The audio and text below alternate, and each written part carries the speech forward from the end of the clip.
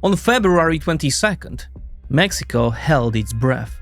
Trucks were burning, armed men blocked highways, banks and security forces came under attack. Residents and tourists barricaded themselves indoors.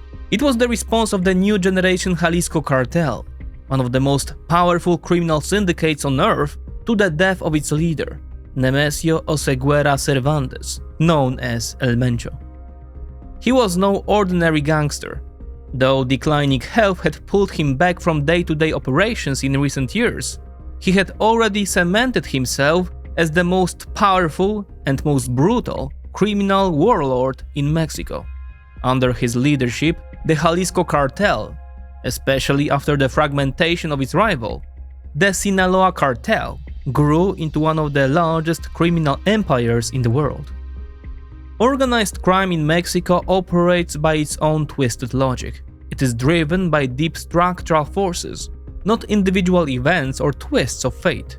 So El Mencho's death is not the end of this story. An uneasy calm has settled over the country, but behind the scenes, the future is being shaped right now. The specter of El Mencho's empire still hangs over Mexico.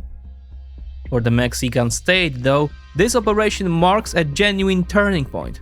After a long stretch of inaction or outright weakness, Mexico demonstrated both the capability and the political will to confront the cartels, even when that confrontation carries real risk and real cost. Once again, the gloves are off.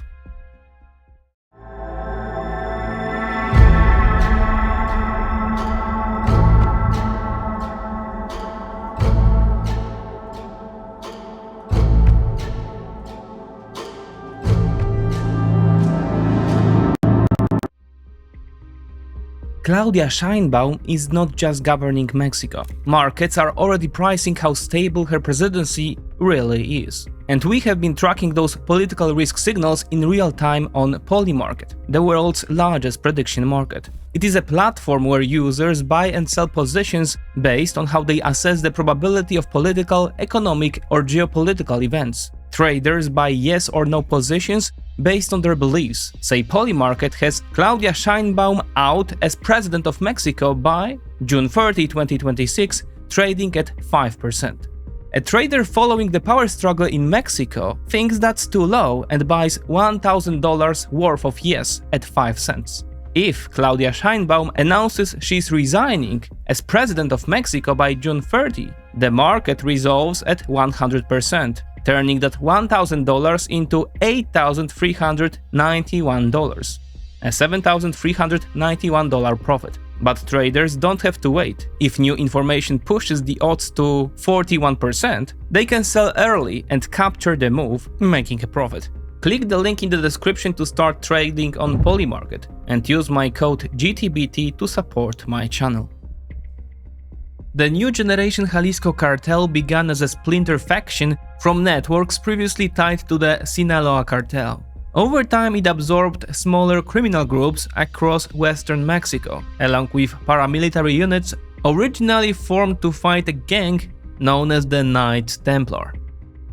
In practice, this amounted to far more than a reshuffling of the criminal landscape.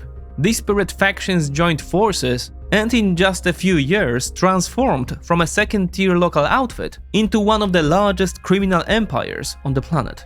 Today, the new generation Jalisco Cartel operates across most of Mexico, but its reach extends well beyond the country's borders. The organization maintains operational networks in the United States, Latin America, Europe, Asia, and even Africa. According to US counter-narcotics assessments, the cartel now has a presence in over 40 countries. Its operating model is a hybrid, part corporation, part paramilitary force. Much like the Japanese industrial conglomerate known as Keiretsu, CJNG runs a strikingly diversified portfolio. Drug trafficking, fentanyl above all, illegal mining of industrial and precious metals, extortion, cybercrime, fuel smuggling, human trafficking, control of agricultural production, and money laundering. The key to their success, however, has been a strategy of expansion through absorption. swallowing smaller groups whole. The cartel commands serious firepower: assault rifles, RPG launchers, landmines, armed drones, anti-aircraft guns, and improvised explosive devices. This is not theoretical. In May 2015, CJNG fighters used a Russian RPG-27 launcher to shoot down a Cougar military helicopter, killing 9 Mexican Special Forces soldiers. In the hands of assassins trained by military deserters and foreign mercenaries, some with experience from Colombia or Ukraine, these weapons have been turned on Mexican armed forces, police, rivals, and even civilians. Jalisco Cartel is responsible for spectacular acts of broad daylight violence and high-profile public executions. In June 2020, the cartel attempted to assassinate Mexico City's security chief, Omar Garcia Harfuch. The ambush killed 2 of his bodyguards and a bystander. The organization also became notorious for executions filmed and posted to social media, with victims' bodies left hanging from bridges, tagged with the letters CJNG. Then in October 2025, 3 CJNG drones detonated explosive charges outside the state prosecutor's office in Tijuana, just steps from the California border. The devices were packed with nails and metal shrapnel. Though the cartel operates as a formidable money-making machine, it functions more like an armed organization than a traditional mafia.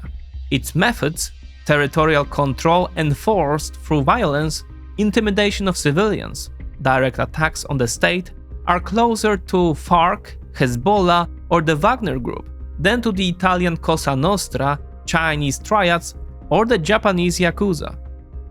This unchecked expansion would not have been possible without tacit consent from those in power. Organized crime on this scale always needs friends at the top, and this case was no exception. A recent example comes from the heart of Mexico's tequila country. In February 2026, just 3 weeks before El Mencho's death, Mexican authorities arrested the mayor of the city of Tequila, Diego Rivera Navarra, along with 3 officials. The charges? Extorting protection money from tequila and the beer producers, including José Cuervo, one of the world's largest distilleries, in cooperation with CJNG. At one official municipal event, an image of El Mencho was even displayed on screen. And this is hardly an isolated case.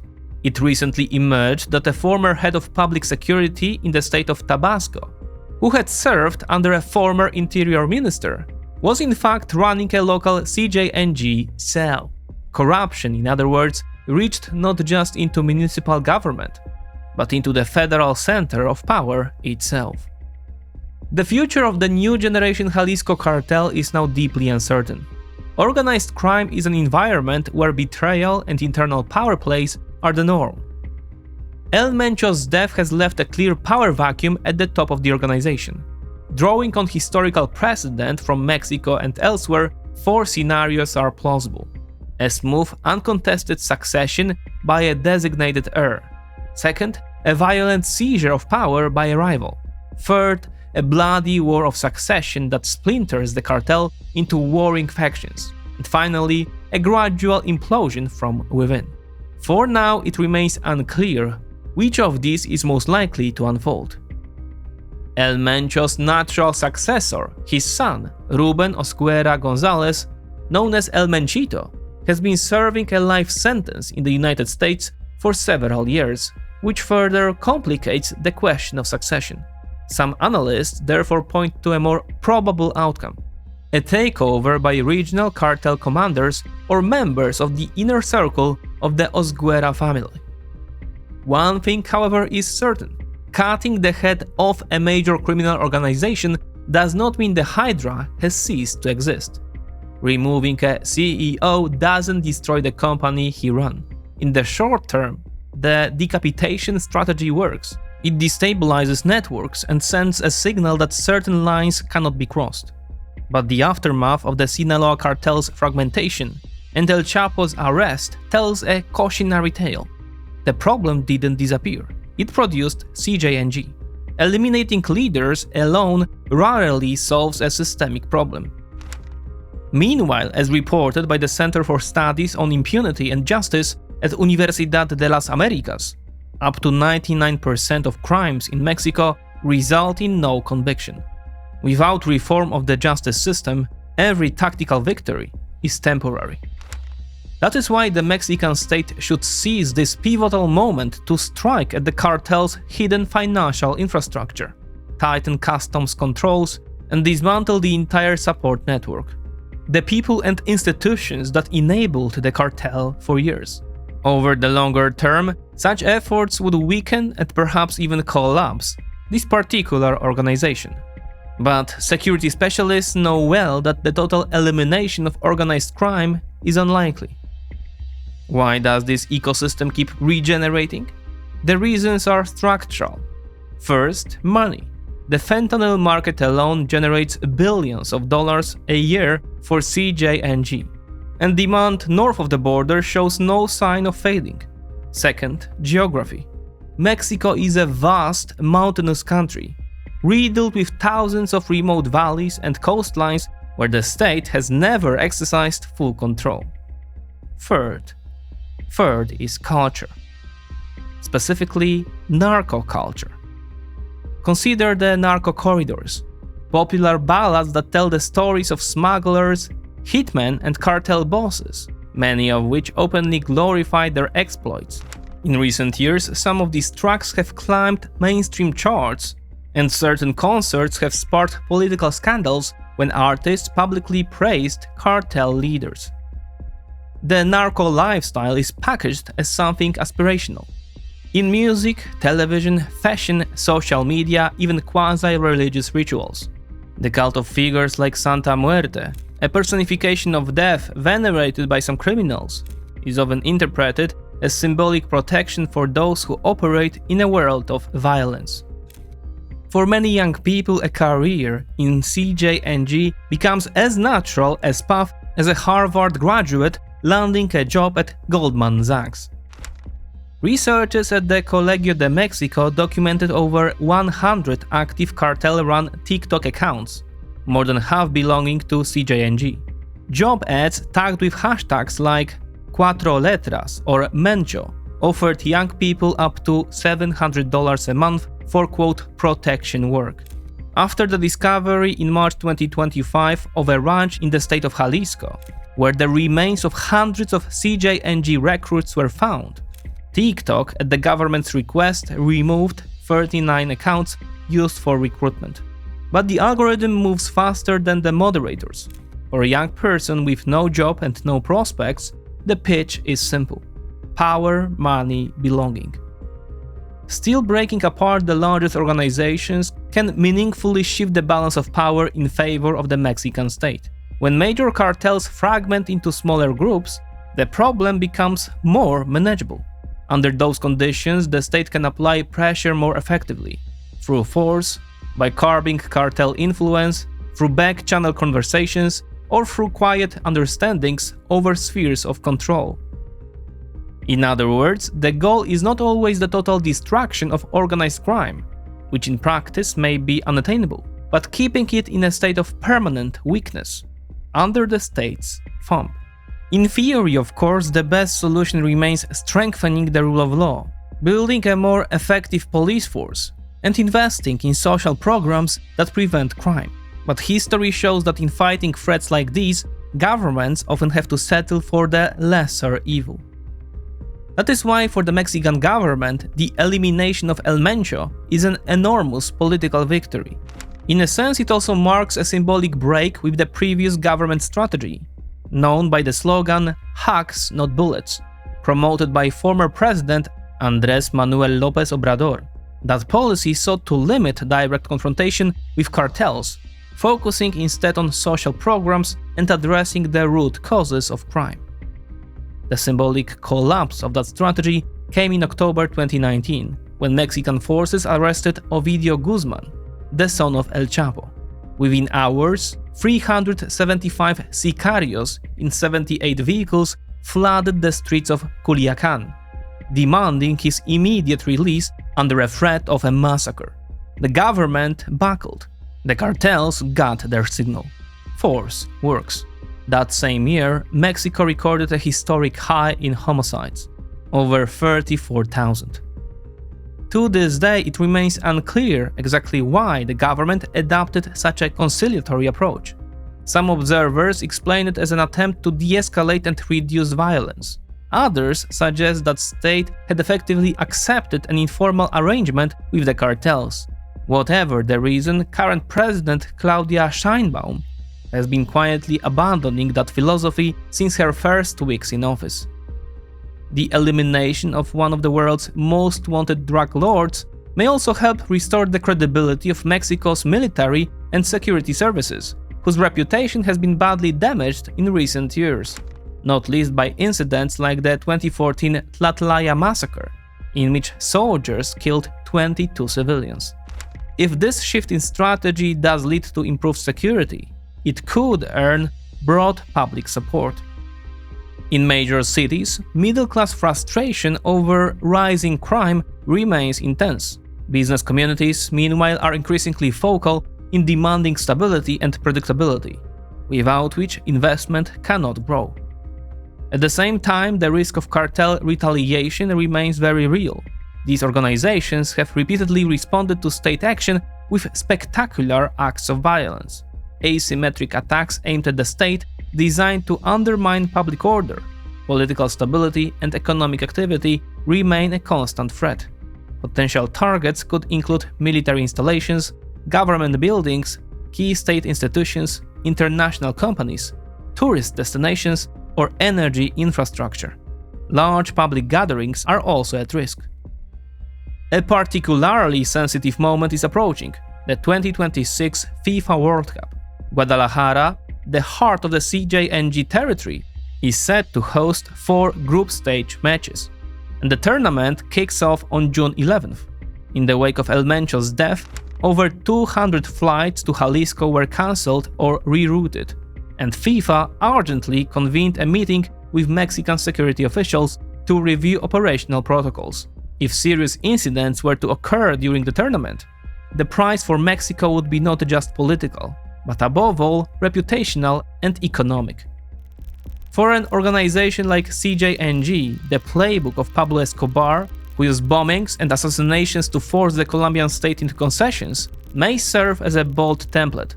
The cartel has access to kamikaze drones, precision assassinations, and a network of influential politicians, many of them recently pushed from power. People with scores to settle. This poses an enormous challenge for intelligence and security forces. On the other hand, El Mencho's elimination opens a window of opportunity. Mexico is now the United States' largest trading partner. In 2024, bilateral trade reached nearly $330 billion, surpassing both Canada and China. In July this year, a critical review of the USMCA, the North American Trade Agreement between the USA, Mexico, and Canada, is scheduled to take place. For the Mexican economy, access to the vast US consumer market remains essential. It is the engine driving manufacturing growth, technology transfer, and the influx of nearshoring investment, the relocation of production closer to end markets. And so behind all of this, a much larger game is unfolding. Under the new national security strategy of the Trump administration, published in December 2025, the Western Hemisphere is, for the first time in decades, treated by Washington as a first-tier priority, ranked even above the rivalry with China. And this is not merely a declaration on paper, it is visible in concrete action. The capture of Venezuelan dictator Nicolas Maduro by Delta Force on January 3, 2026, the push to seize control of Greenland, and the hardline stance toward Panama, Colombia, Cuba, and even Canada. Trump himself christened it the Don-roe Doctrine, a nod to the Monroe Doctrine of 1823, but stripped of its old restraints. This strategy rests on the premise that state and non-state threats are increasingly intertwined. Great power competition with China and Russia for influence in Latin America is merging with the problem of cartels, migration, and paramilitary organizations. Washington now treats them as two faces of the same challenge. Within this logic, Mexico occupies a unique position, and a uniquely uncomfortable one. It is the largest single node of economic, migratory, and criminal connections between Latin America and the United States, a country Washington needs as a partner, and one that, at the same time, has reason to be afraid. It is through this corridor that Mexico exports a range of problems into the United States. Synthetic opioids, fentanyl kills over 70,000 Americans a year, illegal migrants, Chinese goods circumventing tariffs, and sometimes even foreign intelligence operations conducted under cartel cover. Some American analysts have long warned that the interests of these two countries would increasingly collide. Samuel Huntington wrote of the demographic challenge posed by Mexico. George Friedman predicted that border tensions would become one of the defining geopolitical problems of the 21st century for the United States. Today, those forecasts are proving correct. From this perspective, a certain degree of instability in Mexico may be tolerable for Washington, but total chaos in a country so deeply intertwined with the American economy and society is absolutely unacceptable. Nearly 40 million Americans have Mexican roots, and Mexico itself has over 130 million people. The border stretches more than 3,000 kilometers. No wall is high enough to contain the consequences of a state collapse on that scale. That is why Washington cannot afford to let Mexico become a failed state. Such a scenario could carry enormous consequences: a power vacuum, violence spilling across the border, and economic and social disruptions that would quickly reach US soil. It is in this context that we should understand the official reclassification of fentanyl as a weapons of mass destruction and of Mexican cartels as foreign terrorist organizations. Under mounting diplomatic pressure from the United States, threats of tariffs, and behind-the-scenes increasingly blunt suggestions of unilateral military action, President Sheinbaum's government changed course. In practice, this means closer cooperation with Washington on intelligence, policing, and operations against the cartels. Symbolically speaking, the head of the CJNG's leader served on a platter is a far more valuable offering than handing over second-tier drug barons through legally dubious extraditions. The operation sends a clear signal to Washington's security establishment. Mexico is prepared to do whatever it takes to rebuild its credibility as a reliable partner. What is more, as an operational success comparable in stature to the killing of Osama bin Laden or Iranian general Qasem Soleimani, at least in propaganda terms, the neutralization of Mexico's most wanted drug lord is a shot of political adrenaline for Donald Trump and Marco Rubio. As the architects of the Don-roe Doctrine, both now can point to Guadalajara as proof that the new strategy works. El Mencho has become their trophy. And yet, triumphalism on both sides of the border may prove premature. Mexican criminal organizations have repeatedly demonstrated a remarkable capacity for survival. After the fall of major cartels, successors almost always emerge, especially in remote regions where the state exists only on paper. Then there is another variable: Cuba. If the power structure in Havana collapses, and since Maduro's capture and the loss of Venezuelan oil, the Cuban economy has been in its death throes, some former state security officials could seek new livelihoods within Mexican cartels. Intelligence officers, veterans of special operations in Angola, Venezuela, and Nicaragua. These are people whose skill sets are worth a fortune in the criminal world. And beyond the obvious financial incentive, there is another motive: the chance to operate against a common enemy, the United States. In the worst-case scenario, such informal cooperation could give rise to an entirely new kind of threat, something resembling Colombia's FARC, where the line between organized crime and revolutionary anti-imperialist struggle ceases to exist. The combination of the vast financial resources and arsenals of Mexican cartels with Cuban expertise in covert operations, intelligence, tradecraft, and international networks that is a mixture that world has not yet seen at this scale. For the most radical factions in Mexican politics, this would also be an opportunity to settle scores. Some are already distancing themselves increasingly openly from President Sheinbaum's pragmatic course and her cooperation with Washington. And for states that would like to weaken US influence in the hemisphere, China, Russia, Iran, such a situation would be a gift too good to refuse. Destabilizing Mexico means destabilizing the southern flank of the United States. The result? Mexico could find itself locked in a conflict resembling guerrilla warfare, cloaked in the language of popular resistance, while simultaneously serving as a proxy in the great geopolitical game. That is why the neutralization of El Mencho, however spectacular, is only the opening move on a very complicated chessboard. And the game has just begun.